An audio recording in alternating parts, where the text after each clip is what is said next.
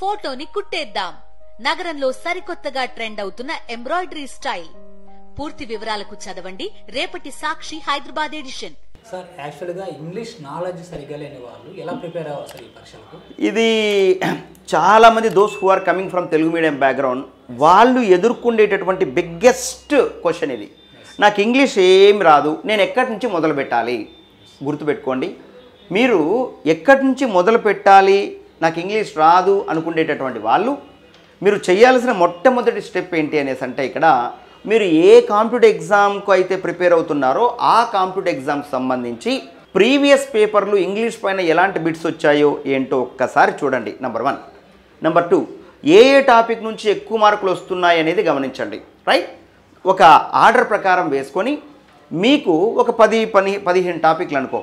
ఇప్పుడు Telangana public service commission నిర్వహించేటువంటి exams ఏవైతే ఉన్నాయో అవి దాదాపు ఒక 100 ఉంటాయి ఇప్పటికీ. అంటే మనకు తెలిసింది గ్రూప్ 1, గ్రూప్ 2, గ్రూప్ 3, గ్రూప్ 4 గివే. ఇవి కాకుండా గ్రౌండ్ వాటర్ డిపార్ట్మెంట్ అనేసి, అదేవిధంగా నెక్స్ట్ ఏఈ అని, ఏడబ్ల్యూ అని, లేకుంటే జిహెచ్ఎంసీలో పెట్టేటివి, ఇట్లాంటివి చాలా ఎగ్జామ్స్ ఉన్నాయి. సో ఇవి ప్రీవియస్ పేపర్లు అన్నీ దాదాపు ఒక 100 వరకు నేనైతే ఆ 100 పేపర్లు చూసా. 100 పేపర్లో ఇంగ్లీష్ క్వశ్చన్స్ అన్నీ కూడా చూసా.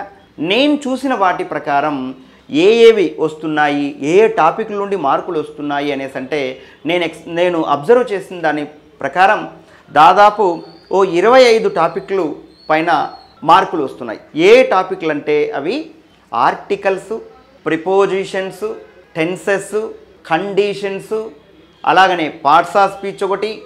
Next one parts of speech తర్వాత next very very important topic ఏంటి అనేసి అంటే క్వశ్చన్ ట్యాగ్ ఒకటి, తర్వాత యాక్టివ్ వాయిస్, ప్యాసివ్ వాయిస్ ఒకటి, డైరెక్ట్ స్పీచ్, ఇండైరెక్ట్ స్పీచ్ ఒకటి, డిగ్రీస్ ఆఫ్ కంపారిజన్ ఒకటి.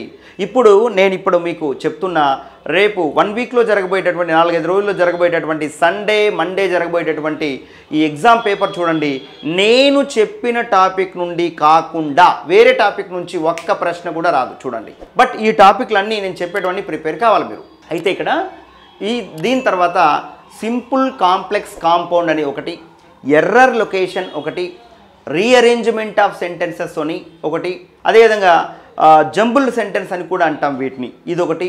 సో ప్రీవియస్ క్వశ్చన్స్లో కొన్ని ఒక వర్డ్ సింగులర్కు ప్లూరల్ ఏంటి అనేసి కూడా అడుగుతున్నారు. అంటే సింగులర్ ప్లూరల్ పైన కూడా అడుగుతున్నారు, సినానియం పైన బిట్ అడుగుతున్నారు, యాంటోనియం పైన బిట్ అడుగుతున్నారు, వన్ వర్డ్ సబ్స్టిట్యూషన్స్ పైన బిట్ అడుగుతున్నారు, ఇడియమ్స్, ఫ్రేజల్ వర్బ్స్ పైన బిట్ అడుగుతున్నాడు, స్పెల్లింగ్స్ పైన బిట్ అడుగుతున్నాడు.